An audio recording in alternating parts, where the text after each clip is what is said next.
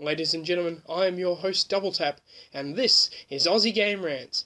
This week, we smell corruption, and we're going to go on a rant. As always, I'm joined by my partners in crime, Shoxy23, say hi. How's it going? And Jimmy D, give those ladies a shout out. Yeah, that'll do. So, this week we're talking about FIFA. Now, we're not just talking about one game, we're not talking about the real life game at organisation. We're actually going for the whole hog. We're going on a rant for a user on Facebook. Spud, you know who you are. Take this video in and listen up well. Now, FIFA, been around for a very, very long time as an organisation. I don't have numbers here, but probably longer than I've been alive. As of about July 2015, big claims of controversy and corruption have come to the fore. Now, there were 7 top executives that were claimed to be corrupt, and obviously this is an organisation that takes in billions and billions of dollars of revenue. Now, the corruption has been discussed to be over a period of 24 years. So, in fact, longer than I've been around, and in fact, longer than the FIFA games have been in existence. Now, the FIFA games themselves are the only licensed football game. Therefore, they can have all the branding, all the merchandise, all the names, all of the FIFA rights in the game, and make them an absolute powerhouse. They're such a bloody powerhouse that even in the PSN store, they have a dedicated tab. Now, I don't like the dedicated tab. If I want FIFA, I can bloody well find FIFA on my shelf, on the store. I can find it online. I can search FIFA. It's a 4-letter word. Come on. Now, the allegations for corruption were for match fixing and fixing of the next World Cup, and there was just a myriad of allegations. So we're not going to go too deep into it. But there have even been calls for bans on the game. Now, this occurred in June 2015. I'm sure some of you out there have read the article I'm referring to. I wouldn't go so far as to ban the games, but I would say that EA is separate from FIFA. EA create the games, they publish the games, and they make a bucket load of money. They've made $12 million. They have one similarity. They're just as corrupted.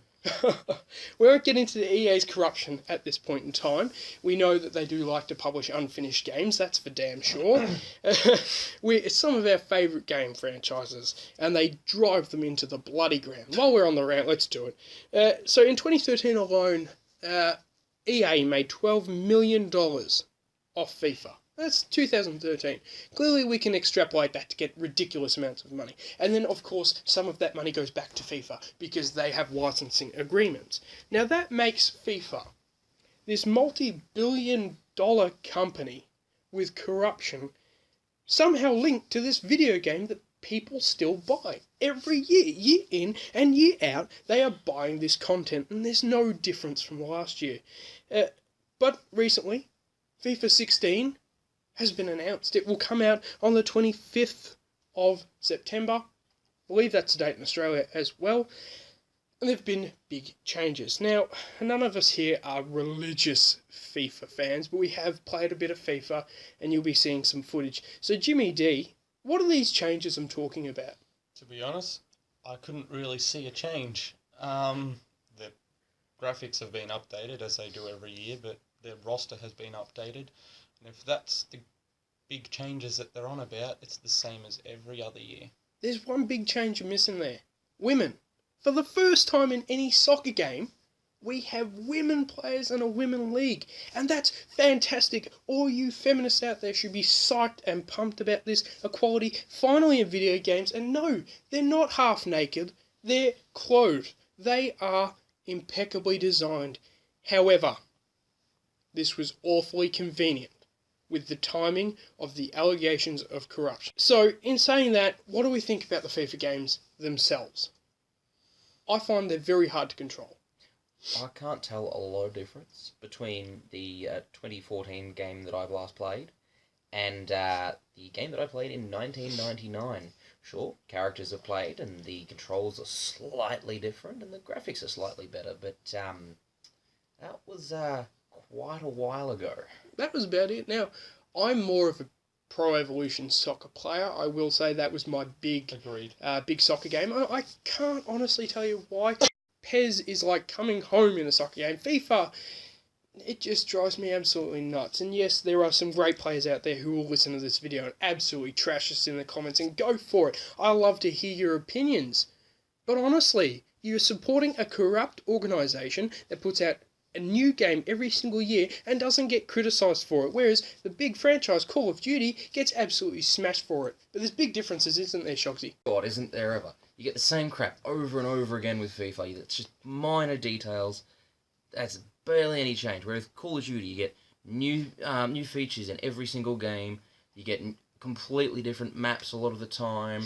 There's new guns, new ways to play. There's always a story mode. I've never seen a story mode for a soccer game yet. And they're trying, aren't they? They're really, really trying. In the most recent one, we had Kevin Spacey. Yeah, we had Kevin Spacey, and he was great in it. He really brought the whole story of it to life, and was actually a really good story, not just for Call of Duty stands, just in general. It was a good time. Now, obviously, this isn't about a Call of Duty, but Call of Duty is the big one in the press for saying people mindlessly buy the same game every year. Now, if you're looking at it, let's talk about FIFA, the cons. Straight up, we have a corrupt organisation, or at least an allegedly corrupt organisation, not for a small amount of time, but for 24 years. We also have a company that likes to put out half-finished games, as Jimmy D stated earlier, EA. And then you have the same game every year. Okay, great. Now we've added women. Fantastic. Why wasn't that done ages ago? That's probably the most innovative thing I've seen in a FIFA game for the last 10 years. And the reason they gave for not doing it sooner was the hair physics. They wanted to get the hair physics correct. We've seen women in other games before, and... For years. Alright, they have static hair, or whatever. Alright, you're limited by your graphics.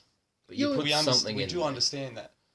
FIFA's graphics still aren't on par with a lot of the games out there. You look at MGS, you look at all these other games that have got photorealistic hair, like Witcher 3, all that kind of stuff. The hair looks beautiful, and FIFA's not up to standards with They that. did long hair before they did Witcher 3. Exactly. They did long hair in Witcher 1. That was... God, I can't even remember how Years long ago on ago the that was Xbox. now. The original Xbox. Yeah, it was on the original Xbox. They did it then. FIFA is given... They've done long hair for their male characters Now before. let's go one step far away. Why the hell, FIFA, do you not give the female soccer players their own damn game and actually show them some respect? Don't tack them onto this FIFA game and show no respect for them. Give them their own game. Increase the viewer base of female soccer and female pro athletes. At very least, give them a section in the game rather than this tiny little bit that's like, hey, here's a women's league that's got 4 teams. It's a damn shame, FIFA. Your gameplay, let's be honest, there is going to be some people out there who love this game, but we've just reviewed Rocket League for all of you fans out there who want to go watch that one as well. That's a better soccer game than FIFA will ever be, and I think that's the last word on this. What do you feel, Shoxy? Sounds fair enough to me. What do you say, Jimmy D? Yeah, I'll agree with that one. Ladies and gentlemen, this has been a bit of an aggressive rant. A little bit about corruption, a little bit about press, a little bit about bad companies. But with all that in mind, please like and subscribe to our channel. You can also find us on Facebook at Aussie Game Rants. You can find us on Twitter at Aussie Game Rants. You can even email us at Aussie Game Rants. If you have a suggestion for a future rant, please let us know about it. Take to the comments, go ahead, and we'll talk to you next time.